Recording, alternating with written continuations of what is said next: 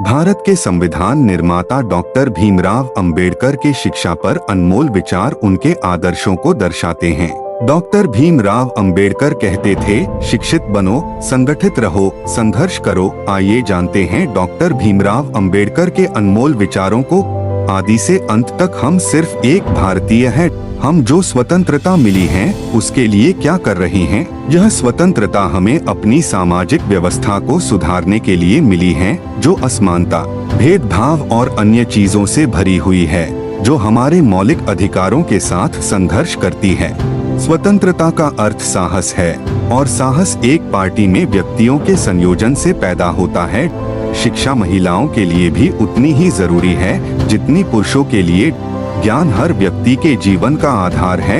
पुरुष नश्वर हैं तो विचार हैं। एक विचार को प्रसार की आवश्यकता होती है जितना एक पौधे को पानी की आवश्यकता होती है, नहीं तो दोनों मुरझाएंगे और मरेंगे।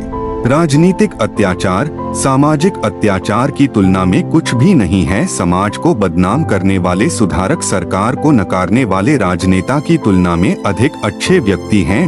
महान प्रयासों को छोड़कर इस दुनिया में कुछ भी बहुमूल्य नहीं है। एक सफल क्रांति के लिए यह आवश्यक नहीं है कि असंतोष हो, जो आवश्यक है वह है न्याय।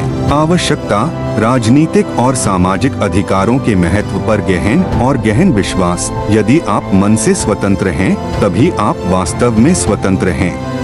कुछ लोग सोचते हैं कि धर्म समाज के लिए आवश्यक नहीं है। मैं यह दृष्टिकोण नहीं रखता।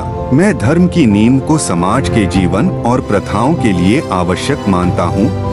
आप स्वाद को बदल सकते हैं, पर जहर को अमृत में परिवर्तित नहीं किया जा सकता। मैं एक समुदाय की प्रगति को उस प्रगति की डिग्री से मापता हूँ जो महिलाओं ने हासिल की है। 14 पानी की बूंद जब सागर में मिलती है तो अपनी पहचान खो देती है। इसके विपरीत व्यक्ति समाज में रहता है पर अपनी पहचान नहीं खोता। इंसान का जीवन स्वतंत्र है। वो सिर्फ समाज के विकास के लिए पैदा नहीं हुआ, बल्कि स्वयं के विकास के लिए भी पैदा हुआ है। संविधान केवल वकीलों का दस्तावेज नहीं है, बल्कि यह जीवन का एक माध्यम है। अगर मुझे लगा कि मेरे द्वारा बनाए संविधान का दुरुपयोग किया जा रहा है, तो सबसे पहले मैं इसे जलाऊंगा। यदि हम आधुनिक विकसित भारत चाहते हैं, तो सभी धर्मों को एक होना पड़ेगा। एक इतिहासकार सटीक, ईमानदार और निष्पक्ष होना चाहिए। मन का संवर्धन मानव अस्तित्व का अंतिम उद्देश्य होना चाहिए।